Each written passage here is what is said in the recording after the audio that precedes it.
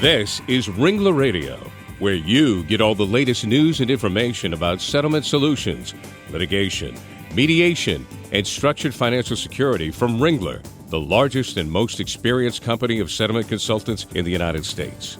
Ringler has been helping injured people and their families since 1975. Ringler Radio is made possible in part by American General, Liberty Mutual, MetLife, Mutual of Omaha, New York Life, Pacific Life, and Prudential. Now join Ringler Radio host Larry Cohen.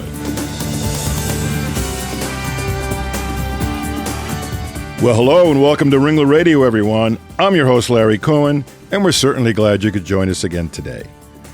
Well, the recently proposed multibillion-dollar Oxycontin settlement with Purdue Pharmaceuticals and its owners, the Sackler family, has now been agreed to by 24 states, while a number of attorney generals in 25 other states have so far refused. According to Purdue's statement, quote, Purdue Pharma continues to work with all plaintiffs on reaching a comprehensive resolution to its opioid litigation that will deliver billions of dollars in vital opioid overdose rescue medicines to communities across the country impacted by the opioid crisis, unquote. And joining me today as my co-host is my friend and Ringler colleague, Bob Caples from Houston. Bob serves as the CEO, president, and managing associate of Ringler's Houston office. He joined Ringler in 2007 after spending 11 successful years as a structured settlement consultant with another prominent firm. So with that, welcome back, Bob. Great to have you here as our co-host. Larry, thanks so much. It's always great to be here. Terrific. And our special guest today is attorney Jonathan Novak from the Dallas office of the Fears Nachawati Law Firm, where he uses his background as a former U.S. Department of Justice Drug Enforcement Administration litigator to advise clients in multiple areas, including opioid and other mass tort litigation. So with that, welcome to the show, Jonathan. I know it's a very interesting topic we're going to be discussing today. No, thank you so much for having me. Great. So, Jonathan, let's begin by discussing your work at the DEA and tell us about your role in an investigation that was actually featured on 60 Minutes about the opioid epidemic. Tell us about it. Sure. Well, many years ago now, I was working at DEA. I was in a group there whose focus was opioids. Now, it was all forms of controlled substances all over the country, but our caseload was primarily going after bad doctors and bad pharmacies all over the country for the overprescribing of opioids. And honestly, when I started, business was booming. We did a lot of work down in Florida, where there were pretty Wild West laws when it came to who could own a pill mill, who could own one of those pain management clinics and run it. And people were making money literally hand over fist, bags of cash, that kind of thing. So I worked those cases for many years, and ultimately, the heads of management there realized that every time we shut down a bad doctor or a bad pharmacy, another two were popping up to take the place. There was already this overwhelming demand, a market for opioids, and people were going to step up to provide them. There's a provision in the law that says, doctors have to be registered with DEA and pharmacies have to be registered with DEA, but there's a provision there about what are known as distributors and manufacturers, the people who make the pills and the people who sell them to the pharmacies. And we realized those are the higher parts of the food chain, and they're not living up to their obligations to monitor for suspicious orders. So we began to go after these larger companies, these big chains, and these big distributors. There are 3 distributors in this country who own 85% of the opioid market. So we started looking into them. What happened is we had some success. We shut them down. We dinged them for $80 million, $150 million. And that's when something started to change at DEA. 60 Minutes and the Washington Post began an investigation. I had left DEA, and they were doing this investigation as to why, in the middle of the opioid epidemic, my work group was suddenly doing less and less and less cases. Ultimately, I spoke with them about the fact that during my time at DEA, some of the best attorneys who were there, who were working these cases, who knew the Code of Federal Regulations and the Controlled Substances Act better than anyone, they began to get hired by the pharmaceutical companies. That seems to be a pattern, Jonathan, because a lot of the times when people are pursuing certain bad actors, sometimes those folks begin to hire the people that are pursuing them. It seems to be a troubling pattern in our society, and we're glad that you were certainly pursuing what you were doing. Bob? Yeah, Jonathan, I think our listeners would really be fascinated to know what the backstory is on the Sackler family. So could you spend a moment talking about the Purdue Pharma Sackler family practices with doctors and patients and how their actions led to the opioid epidemic? Purdue presents a very unique company in this litigation and really in the world. It's a privately held company. There's a family, as you mentioned, the Sacklers, who own that company. All of these other pharmaceutical companies, the distributors, the manufacturers, they're publicly traded. They have obligations under certain laws. They have disclosures they have to make that don't apply to a privately held company. What has begun to come out about the way that Purdue has been run is the family in charge, the Sacklers, had a very heavy hand in the day-to-day operations of how Purdue was run. Purdue had a background in publishing articles about pharmaceuticals made by Purdue. They did this through a publication that was in no way tied to Purdue in name. There was no way anyone would know that this wasn't a third-party magazine saying this new drug from Purdue is really great. That's a history that has existed with Purdue for many years. So a new drug was invented, Oxycontin. Not exactly a new drug because we have had awareness of opioids for forever. What had happened previously is that opioids were typically manufactured with acetaminophen, Tylenol. And you can't really take opioids long term because with the acetaminophen in there, you'll kill your liver. You'll be dead from liver failure way before you have any addiction issues. So armed with the ability to market drugs directly and armed with unlimited resources to pour into the entire community, basically the Sacklers started changing the story. Textbooks were rewritten for medical schools. Marketing materials were sent out that said, you don't have to live with pain anymore. And the implication soon began to be that if a doctor wasn't prescribing pain medication to their patient, that doctor might be practicing, might have a malpractice claim brought against them because their patient is suffering and it's their obligation to stop the pain. All of this was done through this, as it was called, this blizzard of prescriptions was the result of the Sacklers and of Purdue changing the way that we talked about opioids and the way that we normalized opioid use.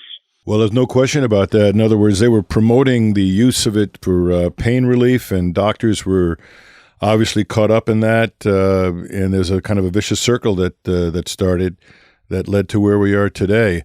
I also want to commend you for alerting all of our listeners that they shouldn't be taking too much Tylenol either, because that doesn't sound like it's too good for them. So no, you'll get a bad stomach that way. That's really, really true. Well, Jonathan, let's take a look at the proposed settlement that had led us to this conversation today. What are some of the more important aspects of the settlement that we should know about? Typically, a settlement in litigation is going to be a one-time payment or a return of something that was taken. That's not what we're looking at here. Now, there's a lot of disagreement as to the value of this settlement, but what we're talking about is basically making sure that there's money over time that would be used to abate this horrible epidemic. Okay. And where is that money, how is that money going to be allocated? Is it going to be put into a fund? Is there some fund that's been recommended to be dispersed from, or is it going to be an annuity process that's going to pay over time? Do you know the details of that? So those are the kinds of details that are being worked out right now. Mm-hmm. So there's nothing definitive in terms of those sorts of things, except the expectation is that due to the number of plaintiffs already involved in this litigation, the number of lawsuits that have been filed against Purdue, that there's going to have to be inherently someone overseeing where the money goes and how it's allotted. Now, they are talking about sums of money, including there's talk that the Sacklers themselves will kick in some amount of billions of dollars. And then there's also discussions basically of taking the company as it is, turning it into a different sort of company that doesn't make Oxycontin, and that profits from that going forward would go to the plaintiffs, which is a very unique idea. Yeah, no question. So it sounds like we're going to be talking about perhaps a special master that's going to be there running the show in terms of how some of these details are going to be paid. And also, I understand there's a whole scenario around overdose reversal medications that's also part of the settlement. Is that true? That they're trying to do that to get a lot of those kinds of medications out to the public that are suffering right now from opioids? Absolutely. And what you're talking about is Narcan. And as I go all over the country, you will every community I'm in will talk about an unfunded mandate to have first responders carrying Narcan. Narcan's incredibly expensive, and so much of the costs that we've seen associated with the opioid epidemic, so much of it is just the cost of making sure that a county an ambulance driver has Narcan on hand, that the police have Narcan on hand.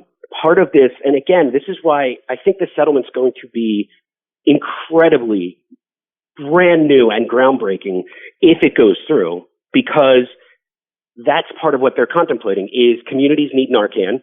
So as part of a settlement, we will make sure that communities are given enough Narcan, and will for quite some time until we start seeing a drop in overdoses. Well, that makes sense. Yeah, that's fascinating, Jonathan. What I detected, though, and I think what we've learned is that this settlement does not include an admission of wrongdoing. If that's true, what are your thoughts on that? So I will tell you that in the years that I've come up against these companies and companies like them, never once have I ever seen an admission of any responsibility or liability. And part of me is riled that we can't have anyone admit that they did something wrong. But the other part of me wants to get results for the people who are suffering. And sometimes I have to put aside, there's a little bit of righteous indignation that I think any good attorney has. They're angry on behalf of their client. I have to put that anger aside if it means getting a good result for the people out there who desperately need resolutions like this to start happening so that we can start getting resources to them to fix the problem. But absolutely. It definitely, it's the type of thing that sticks in your craw. Well, piggybacking on that, one of the reasons why some of the attorney generals from states like Massachusetts and Connecticut and New Hampshire have refused so far to agree to the proposed settlement is they're citing the lack of accountability by Purdue and the Sackler family. So it's really having an impact. Some of these states that perhaps should get on board, and if everyone got on board, this process could then begin, are really having a problem, like you just said, coming to grips with the fact that the Sacklers and Purdue are not really owning up to the problems that they caused. Absolutely, and that's a big part of doing the type of work that any attorney general does. You are an advocate for your public, and you are an advocate for your state, and you are out fighting your hardest to protect your citizens. And in that, I commend them. I also, you hear a lot of rumblings that there's more money that has been shifted around. Now, I can't say that that's true, but the New York Attorney General believes they've located more funds that were secreted away. And I think that's a big part of why many of the attorneys general have not come out in support of this yet. Yeah, I did. I think a lot of us have seen in the news this issue of them secreting monies in the island accounts and other places, and I'm sure that's added to the suspicions by many of these attorneys general that maybe all of it hasn't been accounted for yet.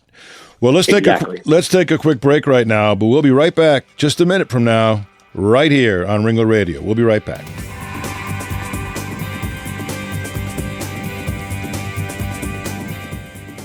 This is Ringler Radio, brought to you from Ringler, the nation's leading provider of fair settlement solutions.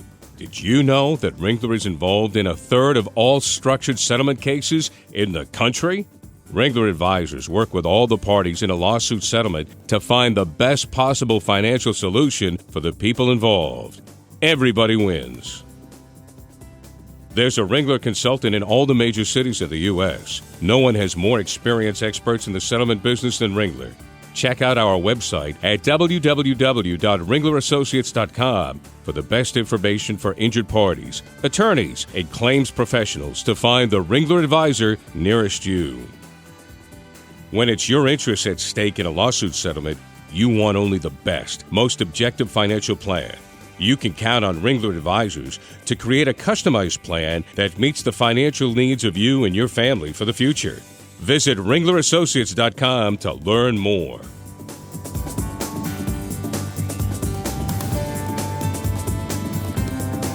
Welcome back to Ringler Radio. Glad you could join us. I'm your host, Larry Cohen, along with my co-host, Bob Caples, from Ringler's Houston office, and I've been speaking with our guest, attorney Jonathan Novak, about the proposed opioid settlement. Jonathan, in the proposed agreement, Purdue says it will use Chapter 11 reorganization to finalize and implement the settlement agreement. I know there's been some controversy over Purdue's bankruptcy filing, so tell us about that and how that's impacted the whole settlement idea. The first thing that has to be understood is I think any plaintiff's attorney in this litigation, and there are over 2,000 cases just in the federal MDL, any plaintiff's attorney will tell you that this is not an unexpected result. When they're carrying a potential liability of tens, if not hundreds of billions of dollars as claimed in these lawsuits, and you look at the alleged value of the company, there was no version of this that they were going to weather the storm. I think that the rulings that we've seen and the orders that have come out of the MDL really, that's guided the fact that we're headed this way. But, this bankruptcy, the only way that the type of settlement that they've proposed works is, as you said, maybe a special master overseeing it, or in this particular instance, with a bankruptcy court who hopefully will affirm any proposed settlement and use that as the structure for moving everything forward. But it's in my experience, this is not typical. This is not how you would normally handle a settlement. And the bankruptcy filing has also created logistical problems in the lawsuits, because nearly every single complaint identified Purdue as the lead defendant. And now you're seeing a mass of attorneys all over the country having to refile or file an amendment or non-suit the party. So it's created, you will not be surprised to learn that this has created a lot of work for a lot of court clerks. Yeah, and not unexpected either, because as you know, a lot of defendants in these cases try to make it as tough as they can on the parties pursuing them to get to the end result. Bob? Jonathan, it's clear you've been involved right in the thick of this opioid crisis for a very long time, about the deepest that you could get into it. I'm kind of curious, and I know our listeners will as well. What do you expect to hear from the people that have actually suffered from the opioid addictions, from the addicts to their families? Can you shed some light on that? From the very beginning, the heart of this litigation and the heart of the work that I do has been about that. Not only have I seen it firsthand from when I clerked and my judge had a criminal docket, and I saw in amazing detail the effects that these pills were having on people, and I had never experienced that in my life. I have a brother who has been struggling with addiction for years, and all because he started on these dumb pills. I get angry about the situation we're living in, and every time I talk to anyone who's in recovery or who has a loved one, they're so thankful that somebody is standing up and fighting for them. We have been living in a society that ostracizes addicts, when the reality of this particular type of addiction is that these are victims. These are victims of a fraud, and they are struggling and they are suffering. At a town hall meeting in which my firm had submitted basically to suggest that the town pursue the litigation and engage our services, a gentleman, after we presented, a gentleman stood up and he said, "We don't need these ambulance chasers here. Narcan? You want to talk about Narcan? Here's how we fix the opioid epidemic. Stop giving them Narcan. Problem fixes itself." That's an attitude that doesn't work anymore. That's an attitude that is outdated and it's heartless. I think that the people out there, the people suffering, they want someone held accountable, but they also need the resources for help. You can't do a 28-day program for opioid addiction, for heroin addiction. It doesn't work. You need a long-term program, and you need funding for that. The people who need help are going to get it, and I hope that they're very happy with that. Well, you stated that very eloquently, and I think that is the essence of the problem, that these folks that are suffering from the addictions to opioids need the help of medical professionals and others that are going to be able to deal with trying to help them get off of the circle of harm that they have right now. So in closing, Jonathan, what would you say your assessment is about the ultimate acceptance of this settlement, even from those states that are currently opposing it? What are you foreseeing? Are you seeing an overall agreement, coming to fruition, or are you looking for a protracted fight in the courts? And of course, with the bankruptcy issues, we don't know where it's all headed. But what are your thoughts? What are you seeing in the crystal ball? The lay of the land right now is fascinating. I have never seen such a concerted effort by attorneys general to shut down counties and cities and municipalities in efforts that should be coordinated. The loudest part of that opposition, the loudest part of the attorneys general who don't want counties and cities to have any litigation going on here whatsoever, are also the ones that are coming out against this settlement. And if anything, I think that I ultimately think that we will see a settlement here. And I think that it's going to take things like, the effort of the Ohio Attorney General to basically mandamus Judge Polster to basically get all those cases shut down, to shut down the bellwethers. I think those efforts will fail. And I think as a result of them failing, these attorneys general will acquiesce and will hopefully see that when we all go marching in the same direction at the same time, we're all better for it. But that's a little starry-eyed for me too. And I'm just sitting here holding my breath, waiting for someone to finally go the other direction and to determine this. We're at a stalemate right now. I hear you loud and clear. And one final thought that came to mind. Are you seeing the effort to try to come to some resolution here, a real bipartisan political effort? I mean, there are not factions on political sides that are on either side of this opioid issue, are there, or are there? No. What's really astounded me, from the very beginning, I was actually, it was my honor to testify for the United States Senate.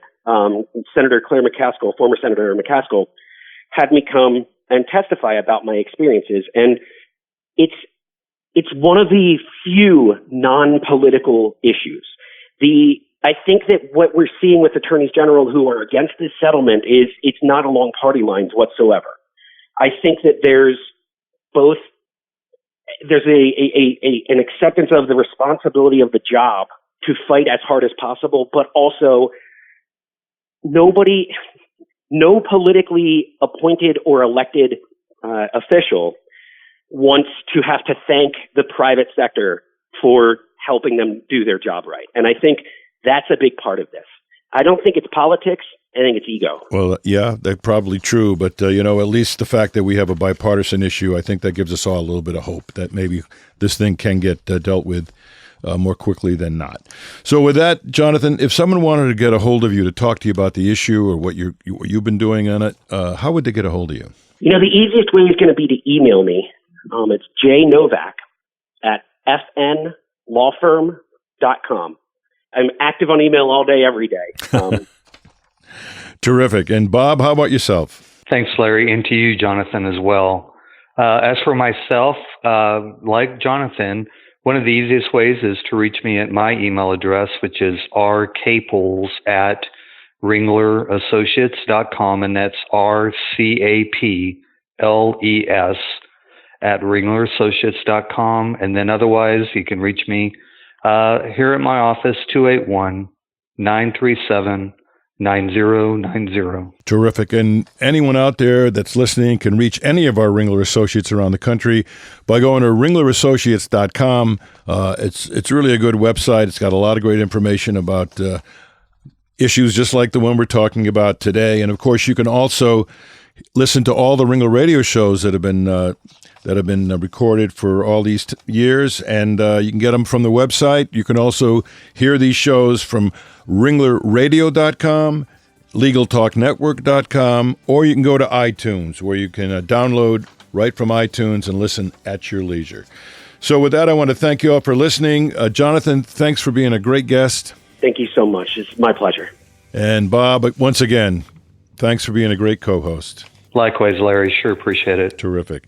And for all the rest of you out there, go have a great day. Bye-bye.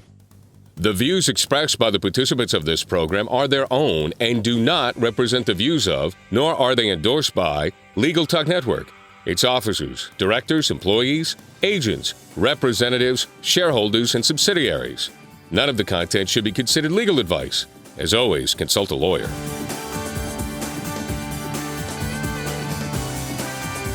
Thanks for listening to Ringler Radio, celebrating more than a decade of podcasting and over 2 million listeners. Think of Ringler, the objective settlement advisors with more than 140 consultants in 60 cities nationwide. Visit ringlerassociates.com today.